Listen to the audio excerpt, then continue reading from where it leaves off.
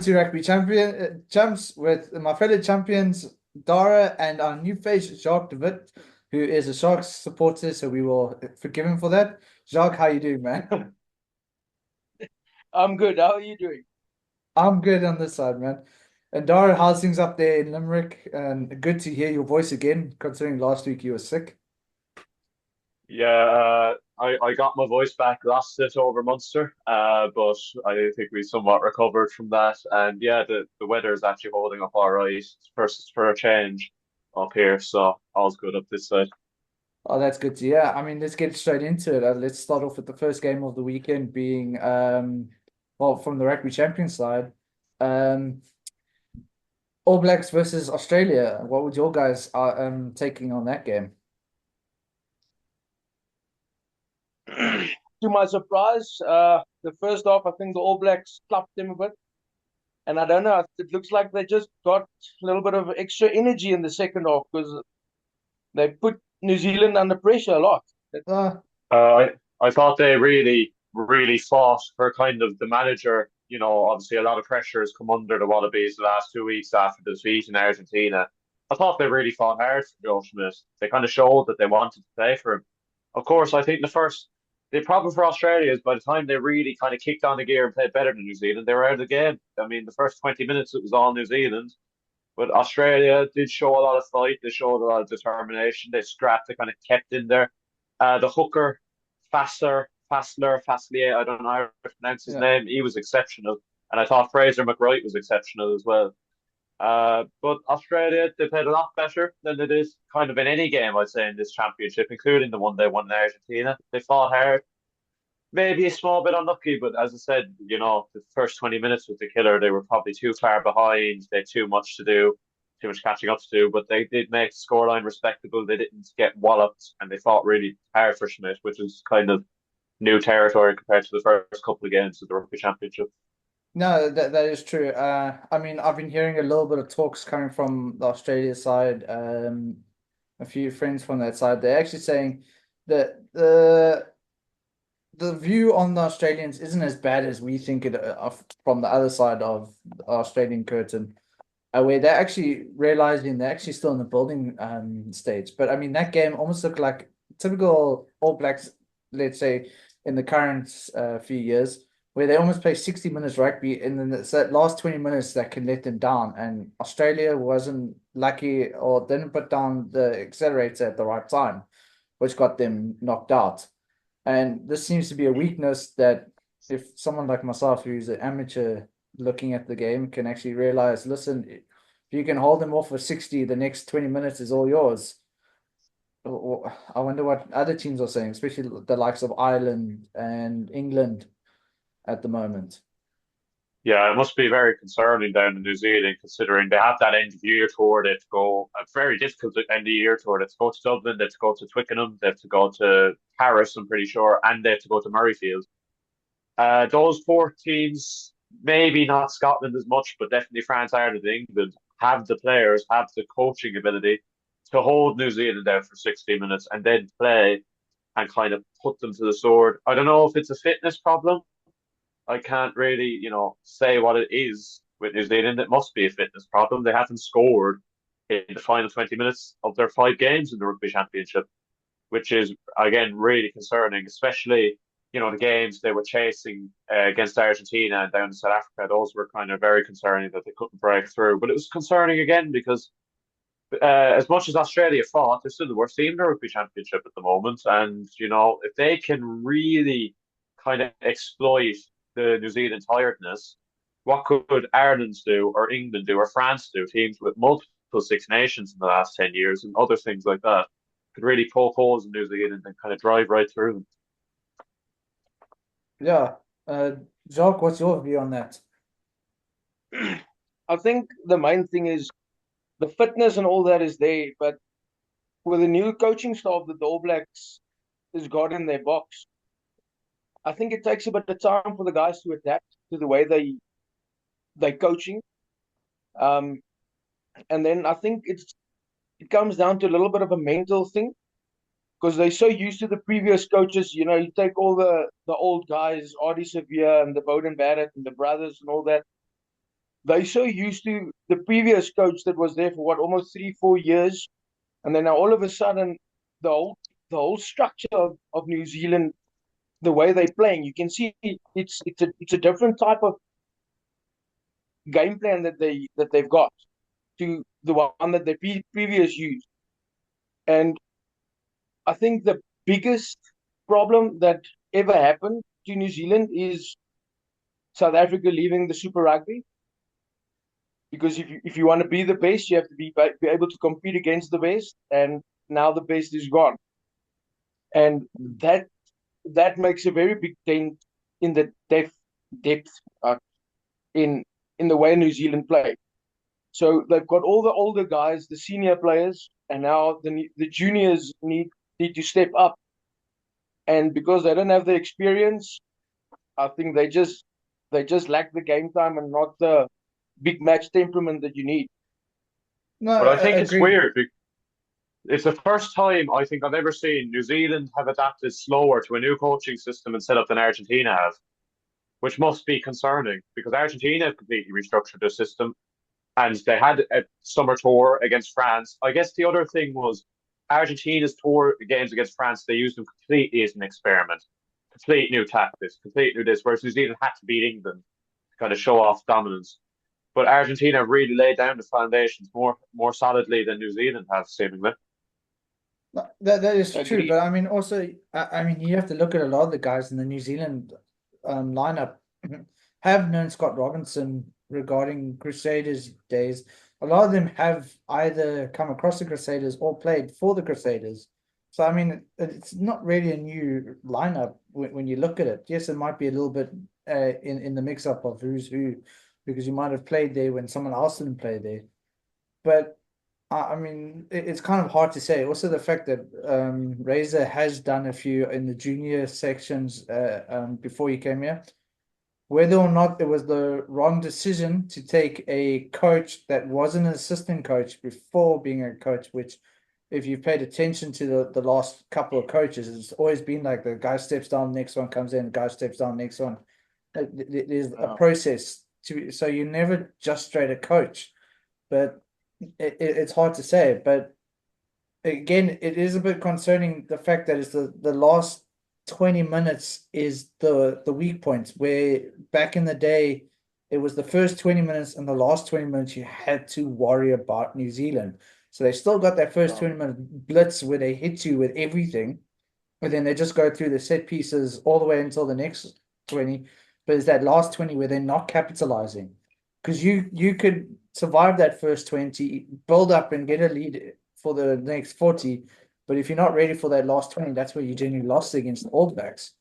And it seems like everybody's surviving that first 20 or not, and then just getting the next 40, and then realizing, okay, cool. And either New Zealand switches off or it just ends to the point where the recovery came a bit too late. Makes sense. Yeah. But I mean, let's move over to the other side of the world where it was South Africa versus Argentina. Very, again, let's say it almost looked like the same way as the All Blacks. South Africa had a phenomenal start, going 17-0 up, and then all of a sudden, poof, gone. The most dangerous lead in the world at the moment seems to be a 17-point one against Argentina. Whatever 17 points exactly does to them, it kicks them on. But, you would say South Africa fell off a bit, but Argentina, again, out of nowhere, sprung into action and started scoring tries. I kind of highlighted it 2 weeks ago. They're very dangerous. If they can get the ball out to the backs, they're extremely, and it is. They got the ball out. Carrera scored a lovely try. Matera scored a lovely. I know he's not a back, but they got the ball. They kicked it out to him. Obviously, they were helped by the yellow card period. They scored 2 tries during that period, which is kind of the turning point. But Argentina set up tactically brilliantly. They really attacked the box. They didn't sit off like a lot of other teams do. They went straight for the throat when the box were down to 14, which New Zealand and Australia haven't been able to do in this championship. And yeah, they really, really hurt the Box, especially in that first half. Second half was a lot more tight, a lot more test matchy, if you could say, a lot less free flowing rugby, more torrential, kind of old school rugby. But Argentina played that magnificently as well. They did stand up to the Box very well physically.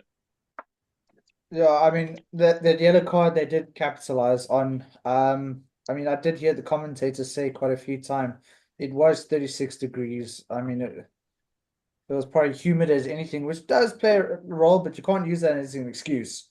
Um, and everything. I mean they're going to be playing in a very similar environment this weekend as well. But I mean, it just looked like there was a point where they just turned off, and then when they wanted to turn on, it was a bit too late again. Um, I don't know what happened during that period. It just looked like the guys weren't even there at certain points. But I mean, that first 17 minutes when I was like, okay, cool. If this is what the game's going to, I mean, 17 points. If this is what the game's going to be like, this is going to be kind of exciting. But then it just turned out where we it almost seemed like we got too much onto our laurels and sat back, and then it was a bit of a panic station to try to get back into it. I was unfortunate to be able, well, first I was fortunate to sit in the mountains with all the snow, but I couldn't watch the game unfortunately due to Okay. signal. But all the comments and the little video clips and all the stuff that I've seen, South Africa just stopped. Yeah. They thought they got the lead and they just tried to defend it. And as soon as you try to defend your score, you're laying back. And if the other team, like Argentina, just capitalized on one slip, if you want make one mistake, they capitalize on it. And from there to get back up, it's not easy, especially not against the attacking side with Argentina, with the backline that they've got. You can't afford a mistake, and they just capitalized on it. And like you said, it was too late to get up when they tried. So unfortunate. Yeah, I Can't put mean, everything on fantastic kick that he missed. Even I know that I could have kicked it, I've seen you kick, but so anyway, no. Yeah, but the other thing I'll say is back those years ago, 12 years ago, when South Africa vouched for Argentina to get into the Rugby Championship, and I've seen a lot of Argentina fans bring that up in sort of thankfulness this weekend, they knew that eventually losing to Argentina would be normal. Well, maybe not normal, but it wouldn't be a disgrace. It would be a It kind was of acceptable result. inevitable to win It to was lose. it's like the same with how Italy are starting to progress now, and they beat Scotland, they beat Wales. We all knew Argentina were going to come to this point. Now, to be only the fourth ever team to beat the three Sanzar nations in the same year, along with England in 2002 and 2003 and Ireland in 2022, it's phenomenal. It's a phenomenal statement from them that they're more than able to compete with everyone in the Rugby Championship. They've beaten all three of them. If they had beaten Australia in that kind of debacle game where they lost in the last minute, this would really be a shootout for whoever wins this weekend would win the title. Yeah. They've progressed to where if South Africa or any of them lose them, it's not a disgrace. It's Uh, not a good result, but it's not a disgrace to lose to Argentina. It's not a one-off game. They can back this stuff up now. I mean, if you look at 5 years ago, you would expect Lavanini to get a card of some sort during the game or talking to. You hardly see that now anymore. Like the discipline from the Argentinians has gone up to a new level. I mean, they almost the poster boys to what your team needs to look like when it comes to discipline. But I mean, coming back to that Marnie kick, okay, cool. Yeah, he missed one kick. Okay, cool. Yeah, everybody's like, oh, look at Marnie. But I mean, if you look at the record of a Bowden Barrett or a Geordie Barrett or even Richie Moanga, who everybody claims is the best kickers and like fly halves in the world, when it comes to international level, their kicking percentage is also not that great. They've missed plenty of kicks that when you look at if they could have won that game, it would have been the same scenario. But I mean, the only problem is being a South African, the South African community is just going to go for it. I mean, South Africa is probably one of the most die-hard communities when it comes to being a support basis for a team. And I mean, I've seen a couple of Irish people taking swings at South Africa and everything like that. I'm like, you know what, whatever. 1 or 2 games, cool. But what's the record going through the rest of the way? I mean, congrats back to Ireland and your team, Darragh, for being #1 in the world for now. We're back. But We're back where we belong. just be careful. You know what happened last 2 times that happened. Don't bring so don't bring up that. Don't bring up that, or I'm gonna start crying in the corner over here. So like, but I I'll leave mean, that for another QF. it's better for rugby, I guess, that the #1 position is being shared around compared to the 10 years when it was New Zealand were top for almost 10 consecutive years, where France has been top in the last 3 or 4 years, Ireland have been top, South Africa have been top. It's kind of flipping around between those three mainly. New Zealand are also still up there, in England. But it's better for rugby that you 3 or 4 teams that can all kind of take the #1 spot instead of it just being New Zealand. I think that is a good point for rugby. Obviously, that will possibly change again during the end of year internationals when South Africa come up north and Ireland have to play New Zealand and Argentina in 2 really blockbuster tests, and France have to play a couple of them, and England do. But yeah, I think going back on the point about Libok, it's a bad miss. All right, there's no denying that. It's a very, Yeah, very bad. But you can't blame the whole game down to that. If South Africa went 17 up, you would expect South Africa to hold on to that. They just did, either they underestimated Argentina on what they could do once they went that far ahead, or they just switched off. Either way, they let Argentina back into the game too easily. They shouldn't have put themselves in the position of being behind in the last minute, needing a kick to win it, yeah. especially from 17 up. Well, I mean, it's going to make it definitely a fun weekend and everything like this coming up.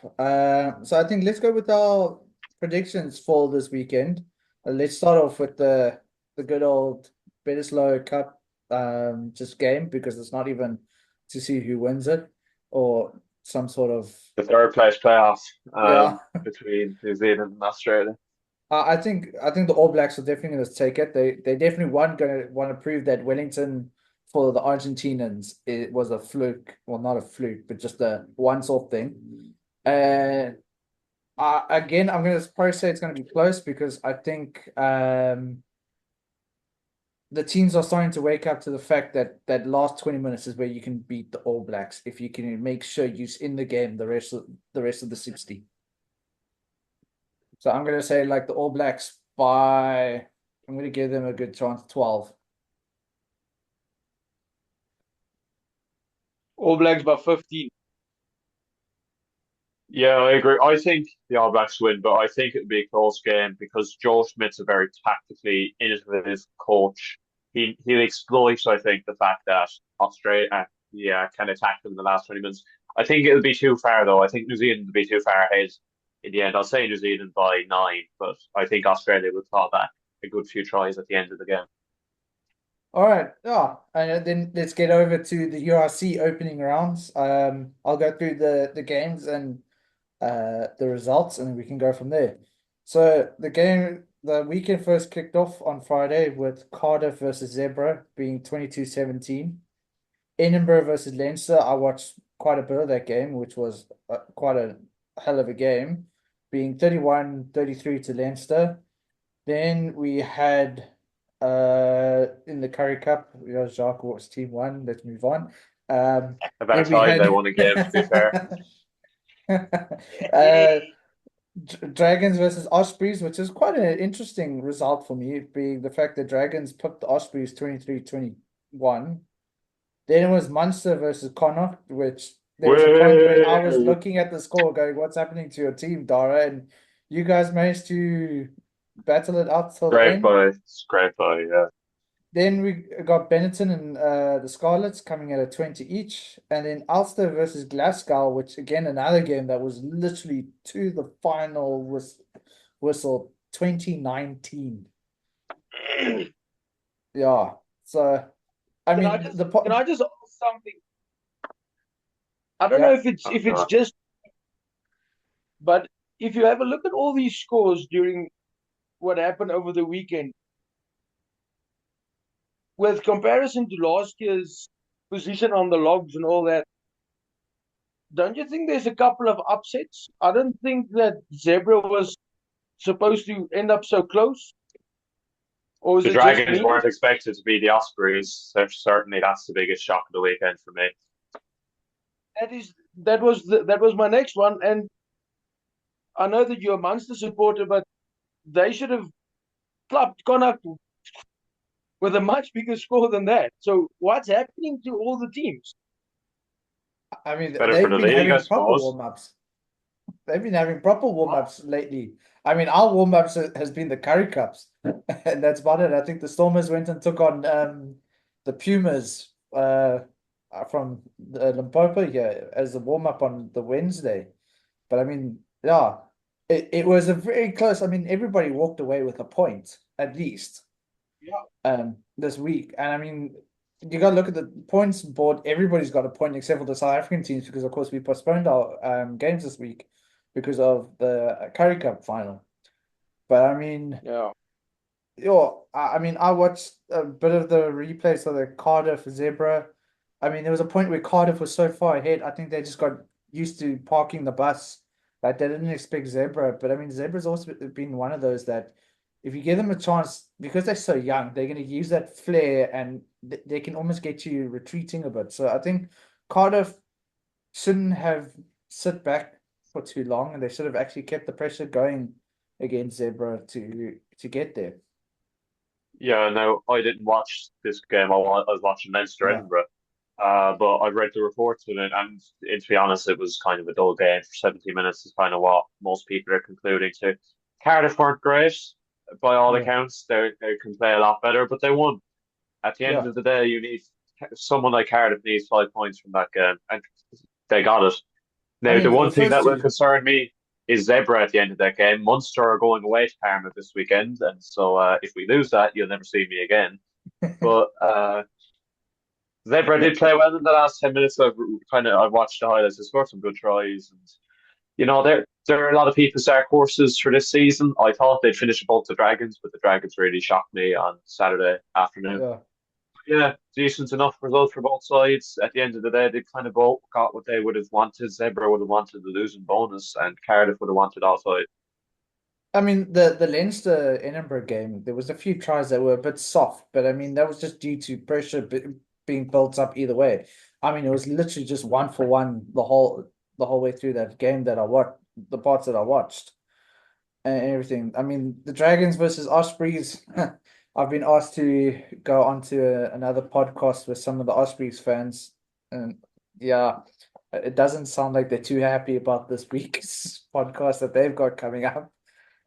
Yeah, well, the Ospreys threw it away, didn't they? I mean, they're in the 79th, 80th minute, and they're leading by 5 points. You shouldn't throw that away to the Dragons, with no disrespect.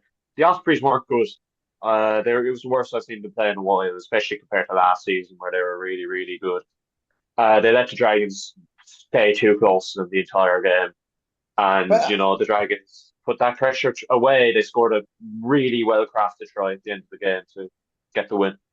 but I mean, the Dragons weren't playing with a lot of their big name players like the Wainwrights and all They've that. 21 people out. The Dragons. They have Yeah, 21 players out for that but weekend. I mean, is this a case of like Paddy Uppington, who was he's the South African cricket coach who went to the Sydney Sixers, and the CEO asked him, "What would you do to change the team?" And he said, "Oh, you'll get rid of the big Australian international players." And everyone's like, "How could you say that?" And he did it, and he actually won the Big Bash League. I mean, I'm wondering if it's not the same case there. Going, okay, cool. You guys haven't won anything in ages. Why don't you tell those guys, okay, cool, go into the other Wales teams and actually go and let the youngsters go and let them have a go, because that's Yeah, what it seems like they need to do. it's what you call up here anyway, a bogey team for the Ospreys. They have a very bad record away to the Dragons. I don't know what it is, but it seems that the Dragons have their number, especially at Rodney Parade, and they just kind of showed that again. But the Ospreys would be really disappointed if they want to finish in the top eight. Those are games you have to win. I Probably win mean, with a bonus point. You have to win those games. the Dragon fans themselves are even saying, "Oh, yeah, they're looking at 15th, 14th position, either below or above Zebra. I mean, that was the thing. I mean, I heard a comment, someone said, okay, cool, where's the best position? They're like 13th. They're like, oh, who's behind you? They said, oh, one of the South African teams. And I was like, yeah, Wonder really? which one. Wonder which one. Yeah, That does Probably the doesn't take Sharks. any prizes for guessing who would be the lowest out of the South African teams based on last season. Yeah, listen, people at the Sharks are busy committing career suicide, as I always say. Hendricks are moving there. I'm sorry, Jacques. I know you, but him moving there is probably career suicide. You already got Masuka, who's actually like a great find that you guys have had for a while, and everything. Yeah, I know you lost Butcher Chamberlain and Cohen Bosch recently, but I mean, okay, he's probably got more of a chance to play, but I wouldn't play him in front of Masuku, to be honest. That for me is he's now a bench player. He's a bench warmer. You got a professional bench warmer there right now. But It's yeah, unfortunate for him because you can't play him at full back because there's no ways that they're going to take up Passy. Passy's yeah, going to stay. We never know what goes through a coach's mind, why they buying all these players, and what do the guys think about moving? Because now you've got a starting position at the Lions, and then all of a sudden you get this like a massive offer by the Sharks, and then you just go because all your eyes see is dollar signs. well, it's And also then close to home for him as well. and his He's brother is there, or his cousin. no, his What brother, is twin brother.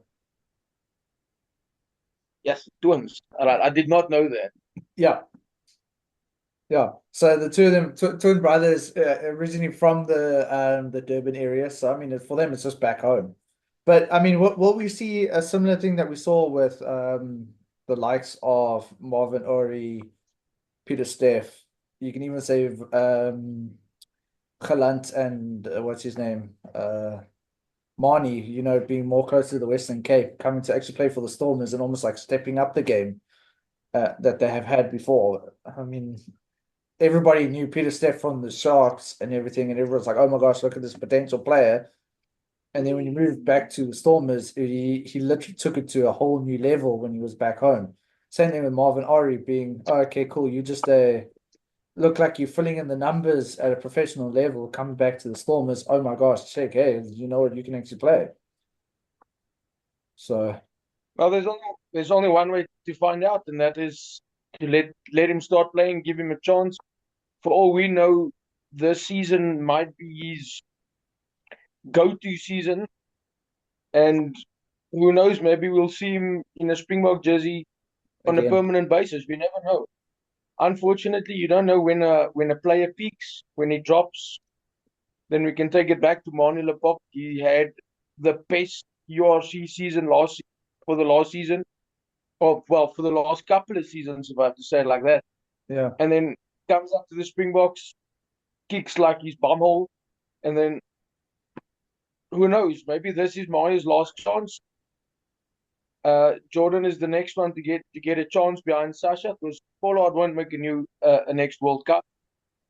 So Well, the front position needs to be filled. the talk is Pollard is going to be there for the next World Cup. And then it'll be someone like Marnie and Sasha either ahead or whatever. It almost seems like Rassi's got a bit of you know what, you are a pivotal role.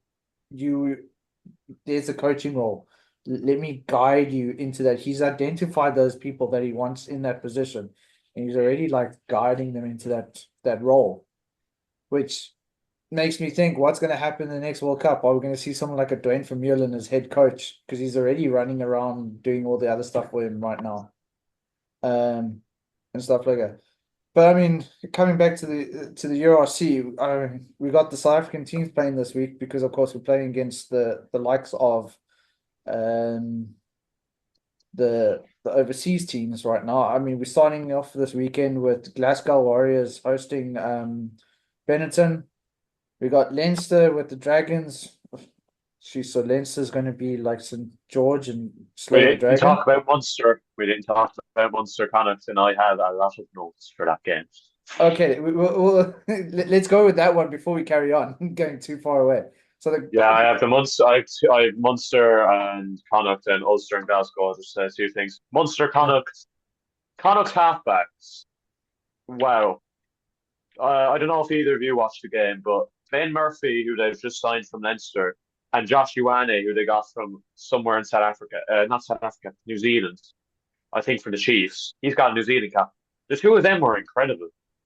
Absolutely. I think the two of them can really kick Connacht on. I think Connacht's halfbacks for the last 2 or 3 years have been a dragging away at points. They've been worse than the rest of the team. But now they've played some brilliant rugby, free flowing. They tore Munster's defence open, have a good defence, stereotypically. They absolutely cut us open. The one issue with Connacht is the defence. Because Munster, I don't think we played our best rugby and we still scored 5 tries. We didn't really show a lot until Tony Butler came on. I thought Billy Burns had a terrible game. I don't know if you saw, he missed 2 kicks for touch, and then with the third kick, he went for touch. Everybody was pointing to the sideline. Some guy had a big arrow pointing at the sideline. So I mean, that's just a sum up of his evening, and then he got injured. So all the best to him. But yeah, kind But of I it's mean, a okay, if you're saying that Connor has to worry about the defense, I'm sorry, I'm gonna put it out there because I mean I've mentioned it a couple of times talking with you, Darragh. I do think Bundy Aki is overrated. He has Aki some wasn't good playing games, on Saturday. Now that's to be fair to the man. but I mean he's the only one that kind of gives you something. Yeah, uh, Mac but I Hansen mean, was playing on Saturday, actually. Mac Hansen played for Connacht out in the wing. okay, He was yeah, so incredible. He like the way he's used for Ireland as sort of a second playmaker. Connacht really used him to that to kind of exploit through the Munster defence, which really intelligent from Connacht because it did break Munster down. 2 of the tries can be associated with Hansen, quick hands, firing the ball out to somebody else and they get over. But I think that's what Connacht missed towards the end of that season. Hansen as a playmaker, more than even his role on the wing and sort of, Mac Hansen's is a class winger. Nobody's going to deny that. But his role as a playmaker was more important to Connacht. That's what they missed. They had no creativity in the last 6, 7, 8 games of last season, and they really showed that the other day. But yeah, I would worry for their defence. Munster broke through it too easily once or twice. Now, to be fair, they cut us like ribbons once or twice. Munster will have to worry about their defence. But especially for the Gavin Coombs try, they shouldn't get broken down that easily. It's one pass away from the ruck. There's a big gaping hole, and they just throw it to Gavin Coombs. He barrels over the line. So I think defence an issue for both sides. Attack certainly not. Game came down to a clutch kick from Tony Butler, only 21 years old. Kicked towards the touchline. I don't know. Maybe South Africa could deal with him coming off the bench instead of Libak. But yeah, a good end to an entertaining game. I was satisfied. I lost my voice. But I'm here because we won, and I don't have my kind of contingents of my family killing me essentially this weekend. oh yeah, that's right. You got family from I'm there. part, yeah, I'm half. Part of my family's from Galway, so I mean, I would have been dealing with that for weeks and weeks. So thank thankfully, we won. We just came out of that side the right game. And on to Yeah. Ulster Glasgow. I don't know if either of you watched that either, but that was an epic, really. I think Glasgow threw it away. I don't know if you saw, but Glasgow had the ball in the 79th minute and they kicked it away for whatever reason. They kicked the ball away when they were 4 points up. They put up a box kick. Ulster won it, but then discipline. They gave away 3 penalties kind of to get Ulster up to the 22, and then they were just giving away penalty after penalty after penalty. I think the next one was a yellow before Ulster barreled over. But I like Ulster under Richie Murphy. They stick into games. Like Ulster, I think 6, 7, 8 months ago would have lost that game by a lot because they didn't have the toughness. Once they went behind, it was kind of compiling and go further behind, further behind, further behind. They went behind to Glasgow, really strong Glasgow team with all of their Scottish internationals, but they stuck in there. They kept plugging away. Aidan Morgan, had a really good game, starting to 10. Werner Koch, new signing from the Sharks, played pretty well off the bench. Really showed what he can do for Ulster. He's a very good carrying threat, especially as a winger. He's very physical for a winger. Yeah, from the He's kind of hard sevens. to stop. He's from the sevens setup here in South Africa. Then he was at Yeah, so Province Stormers, and then went across to Sharks. lightning quick and really hard to stop on the carry. He's a really tough physical guy. Ulster did show kind of variety to their play. They showed a great plan B, which, as I said, they didn't have under Dan McFarlane. They had a plan B for this game. Plan A didn't work. Glasgow got in over the breakdown and Rory Darragh and Matt Fagerson really disrupted Ulster's breakdown. But Ulster came back, and also a pivotal moment was the Stuart Moore yellow card, or not Stuart Moore, Tom Jordan yellow card on Stuart Moore. Now, Stuart Moore has gone down like he's been gunned down from somebody sitting on top of the roof. It was an embarrassing dive or theatrics, something Shakespeare would have been proud of. But it was a yellow card because he's made clear head contact on him at the ruck. I just don't agree with the holding his face like he's Neymar and acting like he's just been hit with the silent assassin treatment. So did he pull a Nick White? He pulled a Nick White. It's out of my mouth. He pulled a Nick White. But it was a yellow. And compared to Nick White one, I think this one was actually a yellow. It was just a theatrics annoyed me a small bit. But although Glasgow didn't concede while Tom Jordan was off, it took the energy out of Glasgow. You could see Ulster just kept hitting them with attack after attack. And although they repelled everyone, you could tell the energy was sapped. And then they started getting lazy at the end of the game, or they were just burst out of energy. They were giving away stupid penalties, not rolling away, hands on the floor before trying to post for the ball, the stupid little offsides, those stupid little penalties that you shouldn't give away. They were giving those away. And that's what cost them in the end. Ulster just kept plugging. I thought Ulster were going to drop the ball eventually because they just couldn't break through. But they did. They eventually got through. Fair play to them. Great start to their season. Glasgow would be gutted because it was a real chance for a marker. Only one team won at Ravenhill last season against Ulster, and that was Edinburgh. So it would have been a real chance to make a statement. They just couldn't do it. Yeah, but I mean, here's a question to you, Jacques, especially on the rec circuit and everything like that. And you're doing more the underaged provincial games. Is it just people still trying to get used to the new law that you actually have to go for the ball? You can't go past the ball and grasp it on the way back.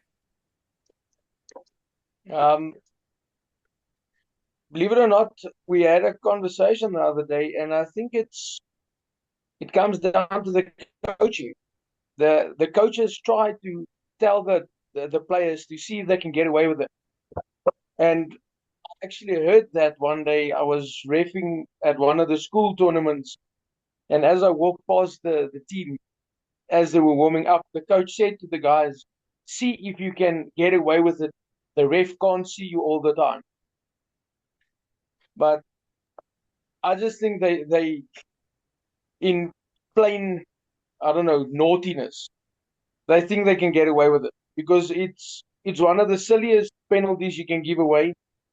Because even on international level, you're not supposed to make a mistake like that. You should know.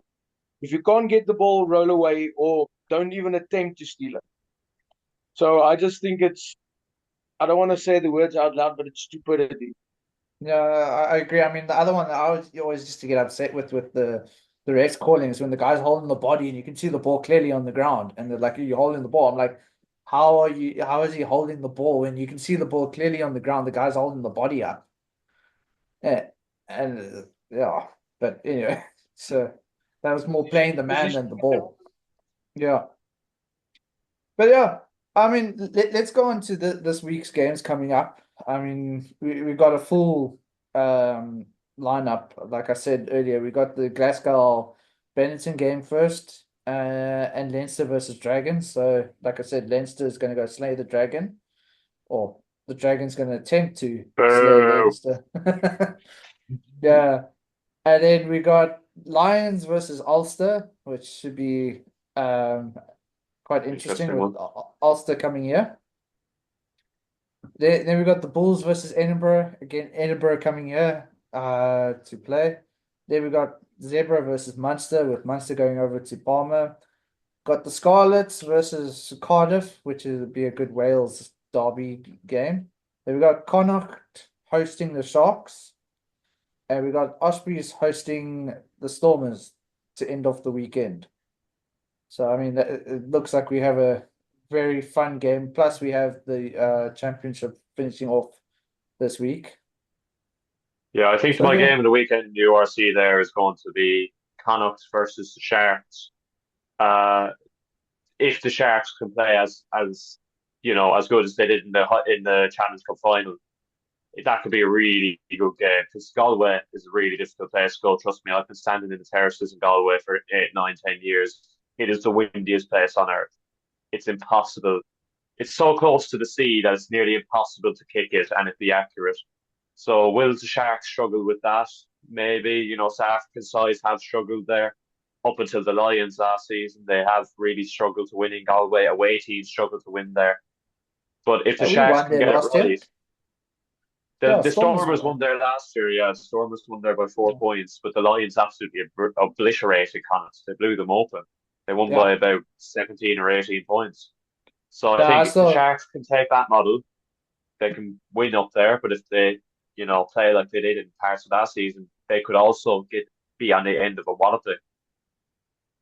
Well, I mean, considering a lot of people from the province setup ends up there, they should be used to that. Um, but I mean, I still remember last year, Connacht busy going and they were naming names that weren't even in our team, and everything. They're like Zane Davids with his dreadlocks. I'm like, when the hell did Angelo? You mean Angelo Davids? It's like, when did he have dreadlocks? Or I was like, what the hell? And then they're like Moni Libok with his terrible kicking, and there's Moni going over, over, over. I'm like, how's that for your guys' commentary? I mean, it was very one-sided, but yeah. Hopefully Yeah, that's they will RC. stop make the horrible pronunciations and calls for the Sharks, that the Sharks can actually be like, there we go, there we go. I mean, some of Well, the I have most to hope. I have to back my Irish boys because my heritage is still from there. But that'll be an interesting one. I think that'll be, and I think the other most interesting one is in Johannesburg, the Lions and Ulster. That could be a classic of a game. When the Ulster went down there 2 seasons ago, finished 39-37. It's one of the best URC games I've ever watched. So hopefully there's a bit of a repeat of that. Both of them more than open to playing free flowing attacking rugby, and both of them more than capable of having a shocking defence. So we'll see. Yeah, I mean, I think we're going to look at close games again. The only thing that I do hope from a South African point of view is the Lions and the Sharks don't do what they did in the Curry Cup, where in the Curry Cup it ended up 0-0 at halftime, and Oh all the God. points only came in the second half. I mean, it was a game. It was literally a game of table tennis at one, or tennis at one stage. It was literally going overhead, overhead. It was like old school. What's that thing? What again? Test rugby, when you used to sit there going like, "Oh my gosh, is this all we're gonna watch the whole day?" and everything. Yeah, I think Yeah, that's. go like I quite that. hope not, because I'm going to watch those 2 games. So I really hope that it's not devolved down to that. Yeah, Especially involving 2 Irish teams, because they can be dull, but they can also be brilliant. I think if the Sharks kick loosely, Connacht will exploit it, because that's what they done at Home Park. They blew us open when we kicked loosely. So I think that the Sharks will kind of try and be strict in their kicking, because they'll know the counter threat that the two kind of halfbacks have. Plus, when you have the likes of Matt Hansen out in the wing, who's that dangerous as he is, you could be easily asking for trouble. but I mean, I'm just wondering. I don't know if maybe you will agree with me on this one, Jacques. What was it seem? Did it maybe seem like the Sharks and the Lions were just holding off a back, knowing the fact that they're playing URC this week? That was actually one of the things that went through my mind. Because they knew, well, the Sharks knew that they were going to have to travel. Um, And I think that could be one of the points, or well, one of the reasons why they might struggle. Luckily, if the wind blows, we don't have a Mani Lebok that can kick to the side or something to miss his stuff. But at the end of the day, the coaching staff had to be prepared for this. They knew that they had to fly directly, basically, from Joburg, seeing the final was there. So I think they actually flew from there straight to Ireland, knowing that you can't give everything. It's only a Currie Cup final. It's not the end of the world. URC is probably a much bigger trophy to win. That's only Financially as well. Yeah, and I don't really think that the Sharks have got any financial issues. Certainly not. Jesus. Seeing they buying all the best, well, trying to buy the best in the world, but my opinion about everything over this weekend, if you look at last weekend's games, it's going to be difficult to make your predictions on what's going to happen this weekend. It's going to be I'm lucky I'm not a gambling man, because I think I'll lose all my money, because I'll choose all the wrong sides anyway. But Yeah. I hope the Sharks can kick butt, seeing Shark all the way. Well, I mean, considering how the Ospreys literally threw it away against the Dragons, I'm definitely going with the Stormers against the Ospreys. I mean, we've got someone like Yuri Matthew who seems to be coming up, and he seems to be doing a pretty decent job. I think his first game for the Stormers was against the Leicester Tigers, and he was actually not too bad in that game. So, I mean, we've got some decent players and everything like that to come up. So, I think the Stormers will have to focus on this, because remember last year, Kirby, when you came up north for early in the season, you lost all 4 of your games up here, and that's in the end what cost you a whole quarter final. So I think they'll really have to take these games a lot more seriously, because they could end up the same situation where these 3 or 4 games cost them because they kind of throw them away. Plus, there's the revenge aspect. Obviously, Ospreys went down to Cape Town last year and done a number on you. So it will be a good game. I think it will be close, but I can hear laughing in the background. The Sharks fan laughing at someone else losing. It's quite ironic, but I'm going to back. Don't worry, he's back confused. He's been in the Cheaters Union. He's been in the Province Union. Now he's with the Sharks Union. Support everybody. I've been with the Greekers as well. Oh yeah, I forgot about that as well.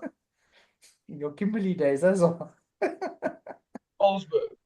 Carlsberg days, not my Kimberley days. It's Carlsberg. Sorry, I do apologize to anybody from there who knows Jacques. Jet set in South Africa. Yeah. But anyway, guys, I think it was a great one. Please, guys, remember to like, comment, and subscribe. We're on Spotify and YouTube. But yeah, thanks very much, Jacques. I know you said it'll be hard some days, but it'll be great to get your input on a few games, and it was great actually catching up with you again, everything like that. So thank you for your time. And same with you, Darragh. Yeah. Yeah, cheers, lads, for listening to me ramble about how good Munster are, even though we won by only 2 points, and we'll probably lose to Zebra this weekend. No, let's go positive. Let's think positive. We'll beat Zebra by 50 points. I was going to say that Zebra by 10. Don't even start, you, or I'm gonna get an Ospreys jersey. I'm gonna get a Welsh flag back there, and I'm gonna just start supporting the Ospreys for this weekend. I'm gonna be their biggest fan. They'll hear me in Swansea from Limerick. No, don't worry. I'm actually on Munster this weekend. I was just pulling your leg. I'm sorry, guys. I'm different. Zebra by 8. Don't even start. Don't even start. I made up my mind. Mine was made up. Zebra by 8. Let's just hope the by 54. Connacht are going to tear you apart. Let's hope the Guppies don't pitch up and that the Sharks actually arrive. Yes, they never do. That's a big one. I saw you're watching the URC table on alphabetical order, so I see you're starting the season as you mean to go on down there in Durban. So, what was I going to say? don't worry. If Connacht does that, then we don't need to worry about it, because then they've dipped into the savings for their points. So they're done for the rest of the year. I don't care if they win another game as long as they beat the Sharks. So. All right, Yes. guys, let's end it on this one. Thanks.